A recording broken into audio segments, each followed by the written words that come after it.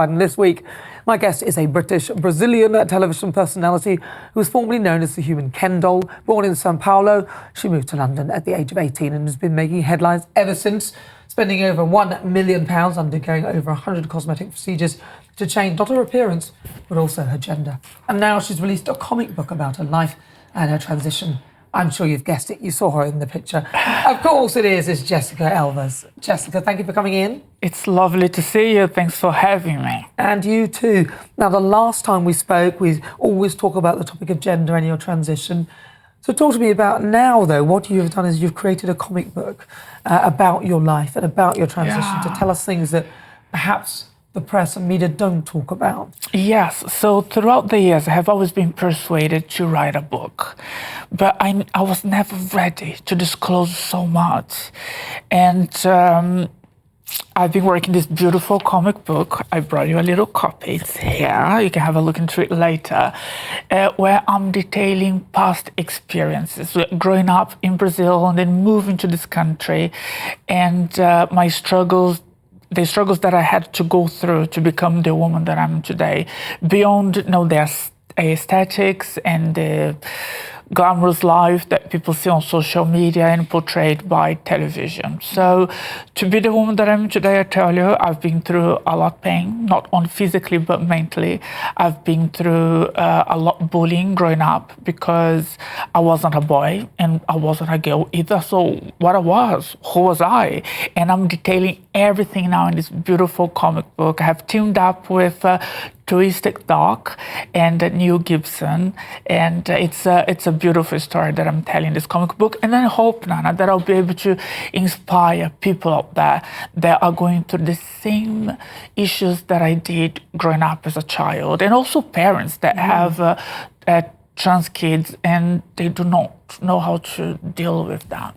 So what are your thoughts? And of course we have a Labour government now, we have Sir Keir Starmer and others confusing who should be in what toilet. There was an interesting piece with Nick Ferrari when he asked, I think it was Bridget Phillipson, I think it was, which toilet somebody should use. I mean, to me that's sort of trivial because we share all the toilets here in GB News anyway, but I understand in other spaces, public spaces, with male and female. For you, which toilet would you go in then? And what are your thoughts on the view of it? Well, that's a big question, so I thought I might imagine me, Jessica Alves, going inside a male's toilet to do my makeup and lipstick. What kind of questions would I get? I think that a lot of men would be very happy to see me walking inside their toilets. Obviously not. I'm a woman. I'm not a biological woman, but I am a woman.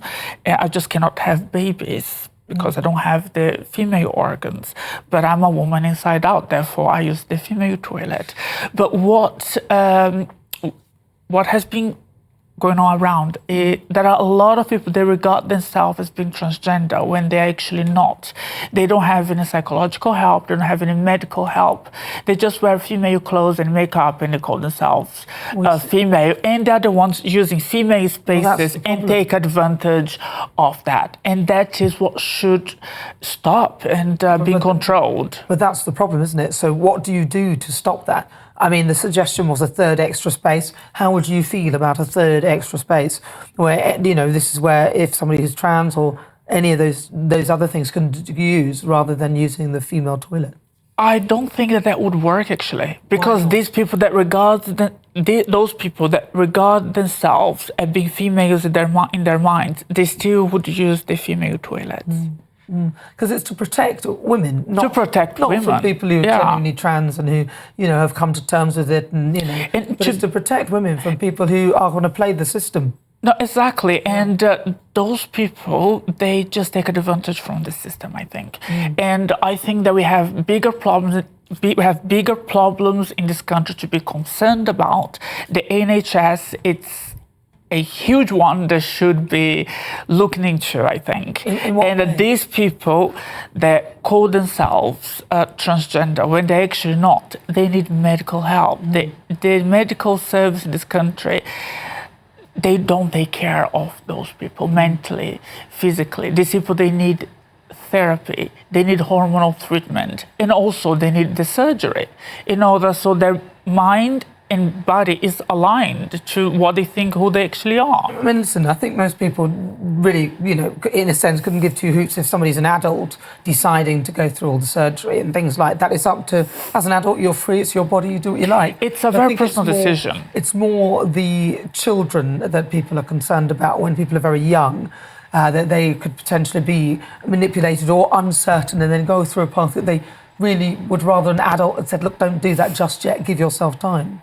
No, absolutely, yes. So I think that first of all, the NHS should take care of these people first, before most, rather than changing toilets around this country and having a third gender toilet.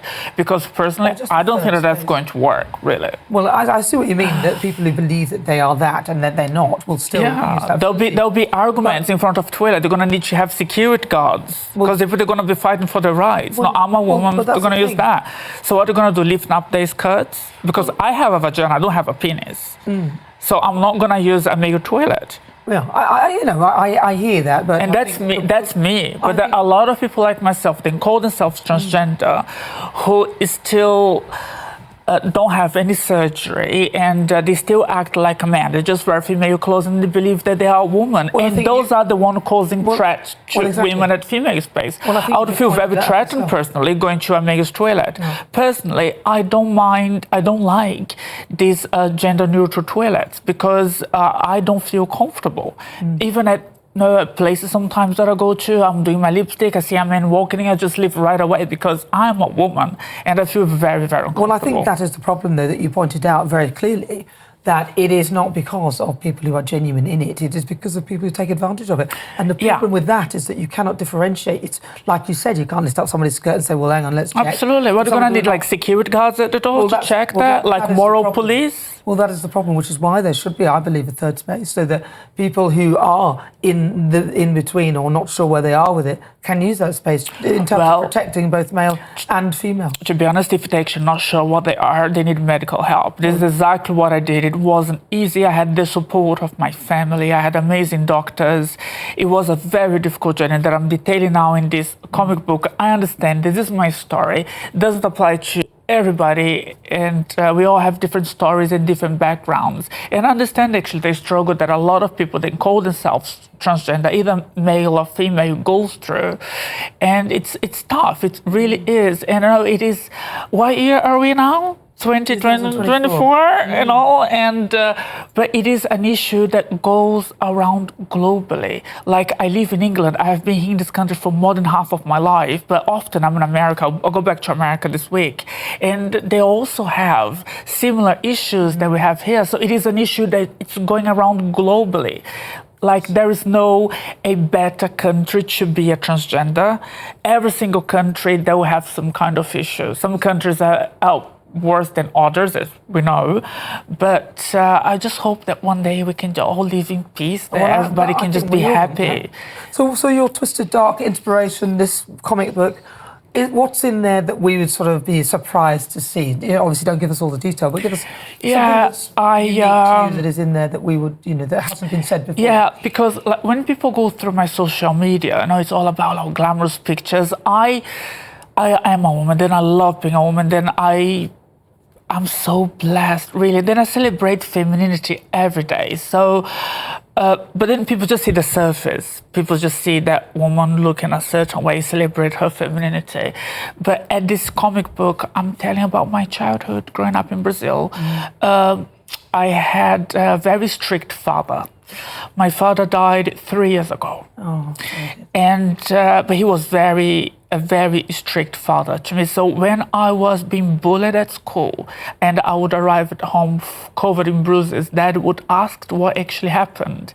And then I said, well, basically the boys at school, they were punching me and placed my face against the urinal, pushed me down the stairs because they said that I wasn't a boy.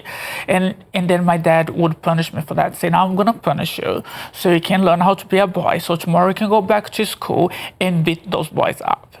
That's absolutely wrong. But also that's very old-fashioned. That's back in Brazil in the 80s.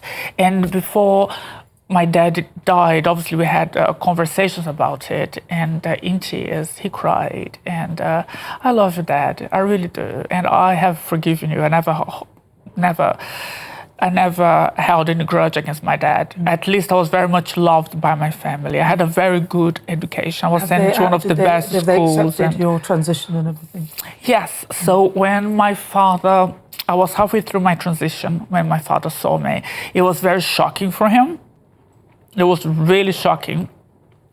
I could see tears in his eyes, but he was trying his best to accept it. But no, my grandma, my mom, everybody, my family, I have the best family in the world. They're so loving and supportive. Having said that, we are from a Christian Catholic family. I was sent to a Christian Catholic boarding school. And I think that who I am today, now I'm turning 41.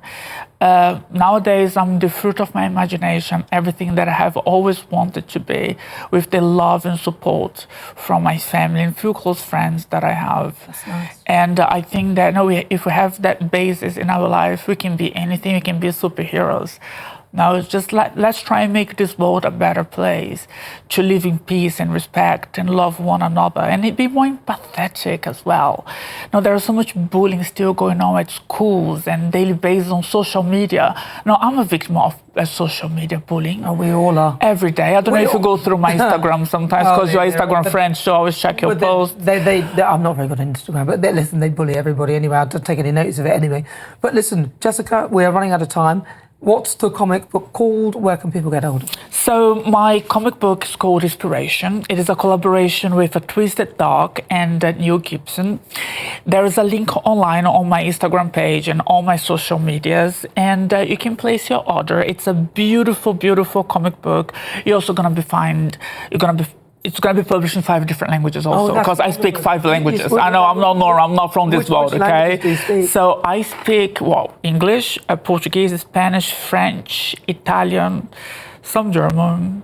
My German is not very good, but I can speak all these languages fluently.